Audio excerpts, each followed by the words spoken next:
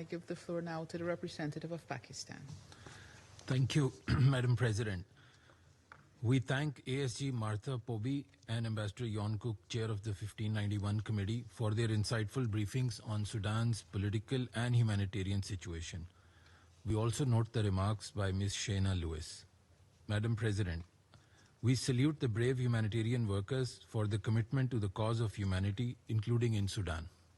Pakistan expresses its deep concern at the continued suffering of civilians as a result of large-scale displacement, destruction of critical infrastructure, as well as challenges being faced in the aid operations. We stand with our Sudanese brothers and sisters in this difficult time. The international community must act to seek a peaceful resolution of the crisis to prevent further deterioration of the prevailing grave situation. Any deliberate obstruction of humanitarian assistance and attacks on civilians constitute grave violations of international humanitarian law.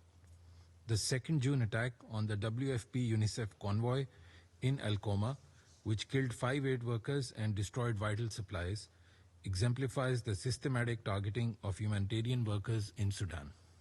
These are not isolated incidents.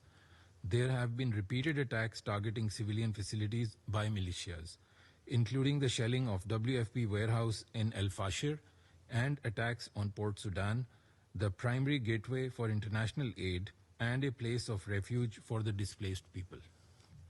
Strikes on Port Sudan's electricity grid, airport and Air Force base has crippled humanitarian access while displacing hundreds of thousands seeking refuge. The use of sophisticated drones has added new, complex and lethal dynamics to the conflict. The spillover of the conflict, as highlighted by ASG Pobi, is also deeply concerning. Madam President, Pakistan strongly condemns all atrocities and violations of IHL and calls for an immediate, unconditional ceasefire in Sudan for the sake of Sudanese people. We urge all parties to facilitate rapid, safe, and unhindered humanitarian access. We call on both sides to fulfill their commitments on protection of civilians and humanitarian access under the Jeddah Declaration. The international community must work with the government of Sudan to help alleviate the humanitarian crisis in the country. Sudan's 2025 humanitarian response plan, requiring $4.16 billion, is only approximately 14% funded. We call on the fulfillment of this critical funding gap. Recent aid cuts by major donors are indefensible amid rising needs.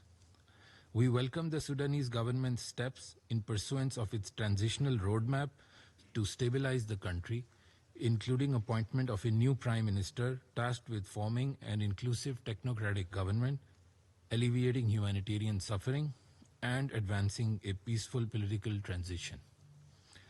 Madam President, Pakistan commends the efforts of the personal envoy of the Secretary General, Mr. Ramtan Lamamra, and encourages all parties to engage with him in good faith. We support various peace initiatives being taken to bring stability in Sudan. These initiatives must be consolidated in a manner to complement each other under the auspices of the UN and the personal envoy of the Secretary General. Most important is to have a political process that is inclusive and addresses comprehensively the various dimensions of the situation to bring about a lasting solution. To conclude, Madam, Pakistan reaffirms its support for the unity, independence, sovereignty, and territorial integrity of Sudan.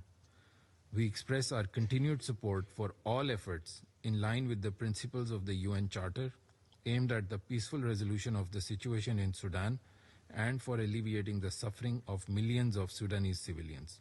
I thank you, Madam President. I thank the representative of Pakistan for his statement.